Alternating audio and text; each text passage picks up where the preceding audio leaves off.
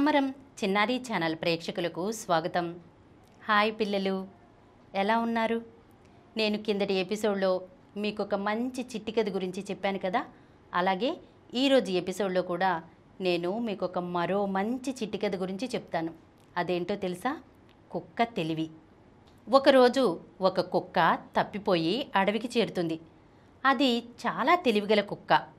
అయినా కూడా ఆ ప్రాంతం కొత్తది కావడంతో ఏ క్షణం ఎటు నుంచి ప్రమాదం ముంచుకొస్తుందోనని బిక్కుబిక్కుమంటూ గడపసాగింది. అది ఊహించినట్లుగానే పెద్ద పులి ఒకటి తన వైపే రావడం గమనించింది. ఒక్కసారిగా తన ఊపిరి ఆగిపోయినంత పనయ్యింది. ఈరోజే నాకు ఆఖరి రోజు అనుకుంటా, తెలియక ఈ అడవిలోకి వచ్చి ప్రాణం మీదకి తెచ్చుకున్నాను అని తన వైపే వస్తున్న పులిని చూస్తూ భయపడసాగింది. అప్పుడే దానికి దగ్గరలో కొన్ని ఎముకలు పడి ఉండటం గమనించింది కుక్క. వెంటనే దానికి బ్రహ్మాండమైన ఆలోచన వచ్చింది.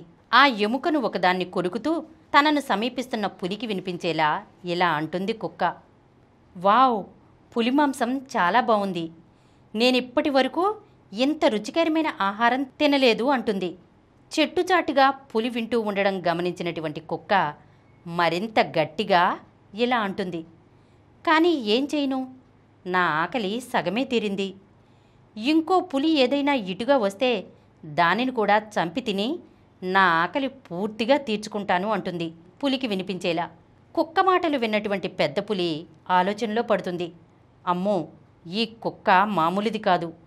పులినే వేటాడి తినింది. ఇంకా ఇక్కడే ఉంటే నా ప్రాణానికి ప్రమాదం అని భయపడి అక్కడి నుండి పరుగు తీస్తుంది. అలా పారిపోతున్న పెద్ద పులిని చూసి కుక్క ఊపిరి పీల్చుకుని హాయిగా నవ్వుకుంటుంది. అయితే చెట్టు మీద కూర్చున్నటువంటి కోతి ఒకటి ఇదంతా చూస్తుంది. చూసిందేదో చూసి ఊరుకోకుండా, పులిరాజా నాతో స్నేహం చేయాలన్నా, ఇక జీవితంలో పెద్ద పెద్ద జంతువుల నుంచి నాకు ఎలాంటి ప్రమాదం రాకుండా ఉండాలన్నా ఇదే సరైన అవకాశం. నేను వెంటనే ఈ విషయాన్ని పెద్ద పులికి చెప్పి మెప్పు పొందాలి అని భావించి పులి స్థావరానికి వెళ్ళి కుక్క పులిని ఎలా మోసం చేసిందో, తాను చెట్టు మీద కూర్చుని చూసిందంతా పులికి పూసగుచ్చినట్లు వివరించింది కోతి. అది విన్న పెద్ద పులి కోపంతో గట్టిగా గర్జించింది. నాతోనే ఆటలా, ఇప్పుడే దాని సంగతి చూద్దాం పదా అని పులి, కోతి కుక్క దగ్గరకు బయలుదేరాయి. పెద్ద పులి, కోతి కలిసి వస్తుండడం చూసిన కుక్క పెద్ద ప్రమాదమే వచ్చింది. నా తెలివికి పదును పెట్టి ఎలాగైనా తప్పించుకోవాలి అని అనుకుని, ఓ కోతి మిత్రమా, పెద్ద పులిని తీసుకురమ్మని నిన్ను పంపి గంటయింది.